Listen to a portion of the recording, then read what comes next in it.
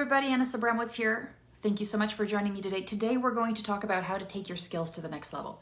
So if you're somebody who already crafts engaging e-learning experiences and is not intimidated by the tools anymore, is not intimidated by, they see something and you're like, well, I can do that. That's not an issue.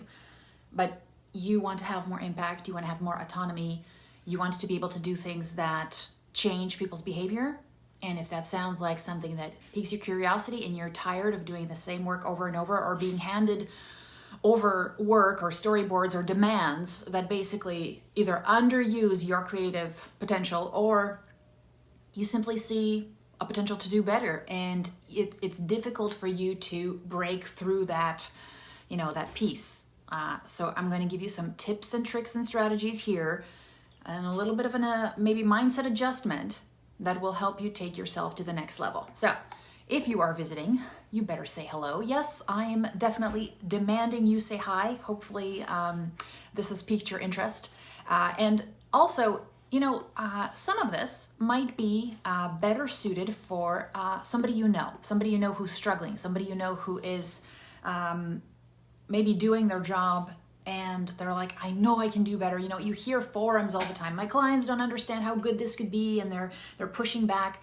Share that with them. Be a good friend. All right. So wonderful to have you here. Like I said, say hi in the comments. Where are you visiting from and what are you working on these days? Who are the people who you're trying to influence and who you're trying to persuade to live better lives? Who are you trying to impact? That's what I'm interested in. That'll be cool to know. So post your comments in the comments. All right.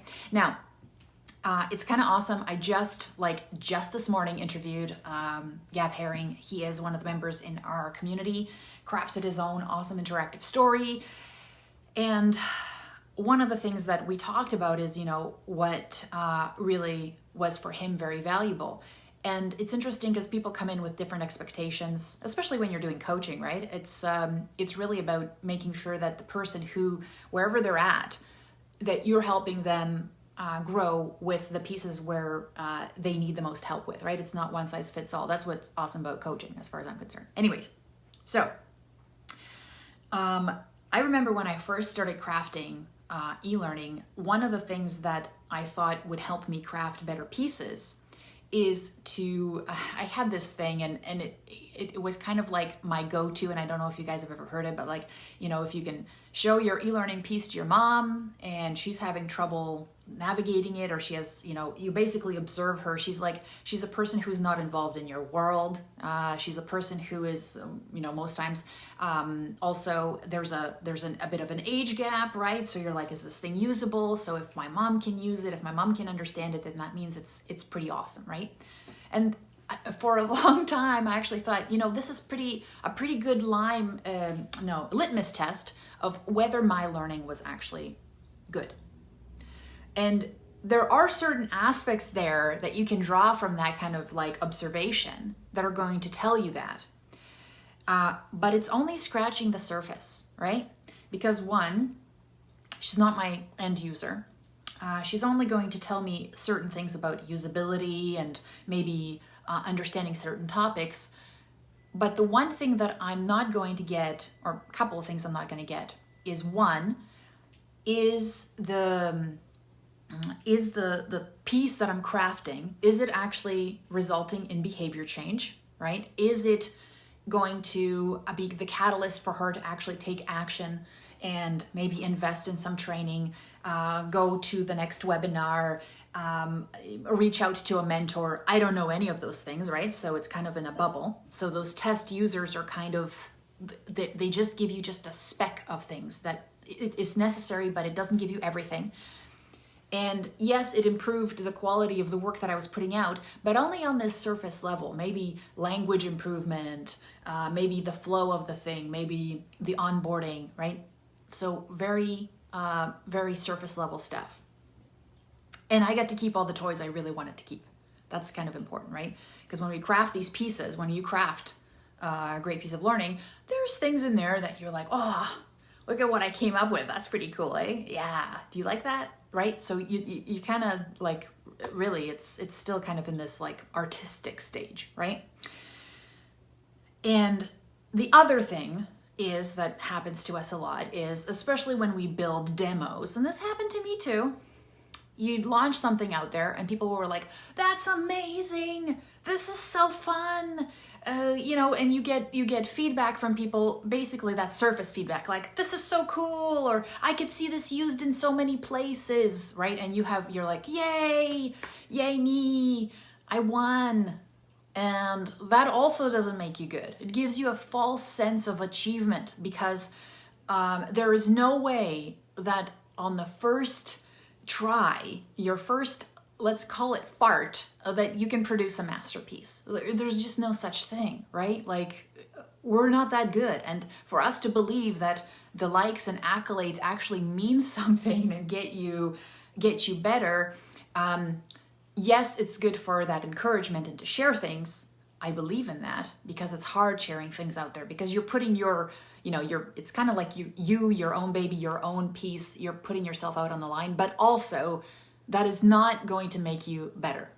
It's also going to be shallow. It's also, because the thing is, nobody, when you post something out there, and I see things all the time, I'm just like, man, this sucks. This could be better, or I see opportunities, but nobody's looking really for that, especially that kind of public feedback. That's one, hard to give, two, hard to receive, right? It's pretty intimidating.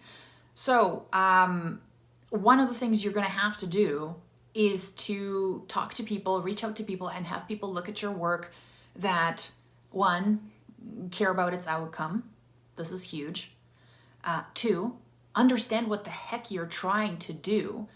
And three, it's in a place where you feel safe getting that feedback. So this is what's going to make your work better. I think a lot of us work in teams where, and I talk to people every day who are like, listen, whatever I show to my client, if there's a click involved and there's like some cool thing or whatever, and it's using their brand colors, they're so happy. They're like, this is the best thing since sliced bread. And they're happy with that. You know you can do better. But when you fool yourself into thinking that if they're just happy with it, then that's enough, that doesn't make you better. That doesn't push you, right? Like, you see something out there, you're like, oh, that's pretty cool, I'll build that for my client. And they're like, that's amazing. A lot of us, when we get to a certain level, you're like, okay, I get it, you like it, but tell me where I could improve it. And the thing is, when you're asking your end user or you're asking your audience, the only way you're going to be able to see what you need to improve is either by seeing the impact that that your piece has. Was it the catalyst that you wanted it to be for action? Did it result in, did people finish it, right? Those are some things that you get an indication of. But as far as the strategy, as far as what you can do before you even launch that piece, you need to get it in front of people that understand what you're trying to do. The end user and maybe this, the social networks at large might not have that experience, might not have the knowledge, especially when you're sharing things in communities where like 99% of the people are new. They're not even going to be able to tell you what you need to do usability-wise or strategy-wise or language-wise or persuasion-wise to get you to the next level. So don't fool yourself into thinking that those likes and those accolades mean anything, because I've seen people put out caca for a decade and they're publishing every week, but they're not iterating. And that's one of the things. You have to iterate on pieces. You have to go back and say, okay, is this working? Is this, and then being humble enough to say, okay, I'm wrong. I'm starting out knowing I'm wrong. Let's see how I can be less wrong the next time when I handle this feedback. And that's tough. It's not sexy. It's not, it's the first thing's not going to be Michelangelo's David. It's going to take work.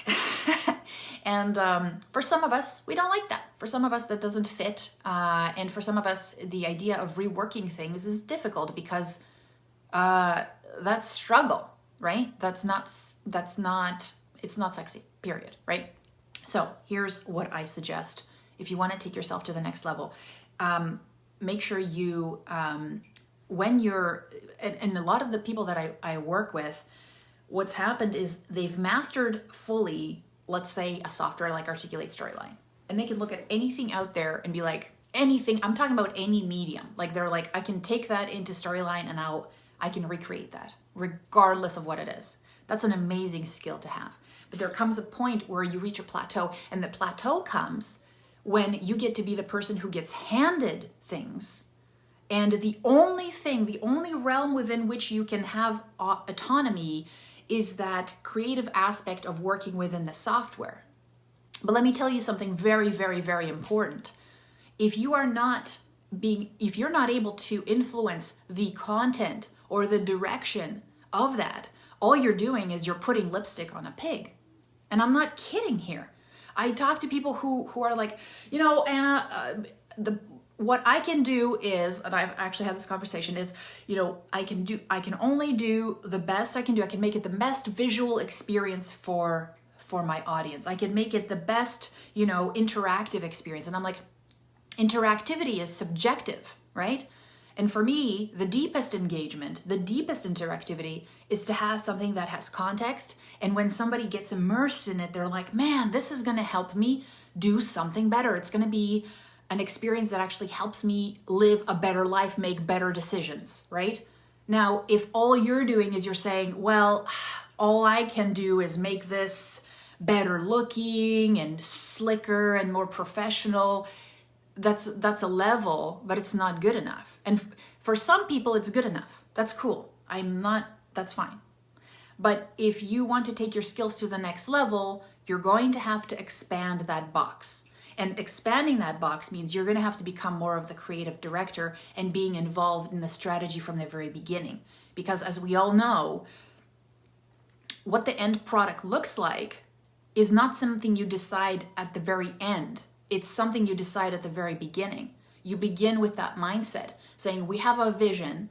Here's what we're modeling. This is what we're going to craft, right? You have a vision of, when somebody comes into a movie, like they're crafting a movie or they're crafting a comic book or they're crafting a game, they're at the very beginning, they're collaborating on that vision, whether it's going to be the vision of the visual communication, the interactivity, the tone, the theme, all those things come at the very beginning. And so you're doing yourself a disservice if all you're doing is you're letting somebody else who has no idea about that stuff, who has no idea about visual communication, who has no idea about the real context, and you're letting them dump some words together, and then they hand it off to you and they're like, okay, now fix my mess. And you're like, okay, that is not satisfying work. I've done that for years. And there comes a time when you're like, how come this feels so difficult? How come I can't come up with new ways of sharing this content? Oh, I figured it out. It's because there's no context. I don't feel it. Like, I don't want to go through this. It's not connecting with me even. How is it going to connect with somebody who's not even getting paid to go through this? Ugh.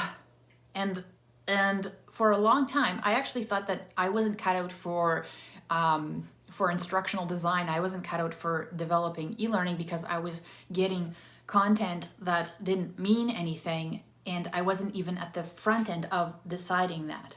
Now, for some of you, you're going to say, okay, but Anna, we have these roles and this person does this and I do this, and I can't be involved in that strategy piece. And for some of you, that's okay. Some of you are okay compartmentalizing that and saying, I'm cool doing this creative thing here, or whatever, as creative as I can be, and then I'm going to go home and start a craft shop and do stuff on Etsy because I feel like I want to be creative. I want to produce beautiful things that mean something, and I'm just going to do it this way. And trust me, I've been there and I know people who do that. But for some of us, imagine if you can be the person who not only crafts things at work, but also feels like their creativity and their potential is being actually channeled through the things they do every day. So if you could spend 6 hours a day doing things that are awesome, that to me is like, that's the majority of your life. Imagine making that the most meaningful part of your life. And then when you go home, you can actually do stuff with people you care about, because you don't have to try and fill that void somehow. So for some of you, the workplace will not be the place to do that. For some of you, that it will be your own pieces. It will be things you build for yourself. And it'll be things that you have to then share with peers that you trust, that care about the outcome for you, that will tell you this is not working for me, that will give you the tough love, that'll say, hey, I love the fact you're working on this on your own, because seriously, after a long day of being basically having the, basically undermining yourself and your own potential, that's so draining to keep up appearances all day. And then to show up home and be like, okay, I'm just going to work on something for me. Putting yourself first is always hard, right? But doing that, getting that feedback, doing that in your own time, just a little bit at a time, and then having that that ability to then say, listen, I've been the creative director of my own piece, from idea to the context, to the script writing, to the visual communication, to the mechanics of it. That was me. That'll not only give you a piece that you can share, and maybe in the future influences how you do the work, because I think a lot of us have ideas inside, know what is possible, but we just don't have the confidence to actually share it because we have nothing to show for it. A lot of people feel this way. I know I did. It's like, I can't tell people what to imagine because they don't even know what to imagine. So if I can show them something that I've crafted and I have full autonomy of it, I get to share that. It's my own IP, but I was the creative director on it, and I could shape that vision and strategy from the very beginning. That was what made me feel like I could pitch these projects and push back, even saying, I know I can do this because here it is. I know how much time it takes. I know I can deliver again because I've done it. And that is huge. So I know I went off on a little bit of a tangent there, as far as I just feel like people are holding themselves back, waiting for somebody else to give you permission to do great work, and then going on forums saying, I wish we had a different world. You have to be the person who builds. The best way to complain is to build something awesome and solve a real problem in the world. So to get better at your work, get uncomfortable, put things in front of people that understand this, that understand what you're doing. There's, like I said, end users give you one kind of feedback. Shallow feedback. They don't know what they need. They don't know what they want. Talk to people who have people look at your work who are professionals, whose work you admire, and say, hey, can you give me some feedback on that? Where do you think it breaks? That's the kind of tough love you're looking for. And when people say nice things about your work, who you want feedback from, ask for the tough love. Say, I get that. Thank you. I appreciate it. But I want more. What is it that I could actually improve? Where did it break for you? Am I achieving what I think I want to achieve here? And when you start getting that kind of stuff uncomfortable, that's when you really grow. That's when and remember, you don't need 55 different pieces. You have one piece, but that you've refined over time and you've gotten feedback on, and it engages people powerfully. That's all you need. And so when I talk to Gavin, he doesn't need to create, the member from our community, I just interviewed him this morning. He doesn't need 55 different stories. When you see his interactive story, he's gone from idea to launch, and he's crafted all of the pieces in it, all of the pieces. So not only did he come up with the mechanics and modeled something that he wanted to do, it represents not only his vision, but also he got feedback from the rest of us. So he's crafted an awesome script, characters, illustrated it himself. Like this guy's full stack. After I launched the interview, you guys are just gonna go crazy over his awesome compliance training. That is so cool. But he owns that, and it took him time, and it took him letting go of some of that, I think, reservation that we have to share things that aren't perfect. And once you do that, you share those incremental stages, you actually are in a better place to gather feedback because you haven't invested 3 months of your life into this baby of yours, right? So that's another piece, is just share ugly first terrible drafts, because they let you know if you're going in the right direction. So if you're, woohoo, Lindsay's here. That's awesome. Lindsay, yeah, so Lindsay's another one of our members in our community. We're going to help her do amazing things as well. So I'm excited. It's so cool to have you here as well. So you guys, if you have any questions about what I just posted, or you're struggling with getting the kind of feedback that you need, just let me know in comments. If you're looking for some accountability, if you're looking for a community that will give you that feedback, and that tough love that is necessary to take yourself to the next level, if some of these things actually resonated with you, then make sure that you talk to me, because I want to see if I can help you. Okay, so I'll put the link to chat with me underneath this video. I ask a couple of questions because I want to make sure that you're spending your time wisely with me, and then we can figure out where you're stuck, where you're at. It's not for everyone, and then we can decide if it's something that I can actually help you with. Okay, so if you found this useful and it was a good message for somebody else to hear, you better share it. Sharing is caring. Otherwise, I just wanted to say that you guys are awesome for hanging out here with me. I know you could be watching lots of other kitty cat videos, but you decided to invest time in yourself, and I love that. And I'll see you here next time, okay? Take care, friends. Have a great rest of the day. Bye.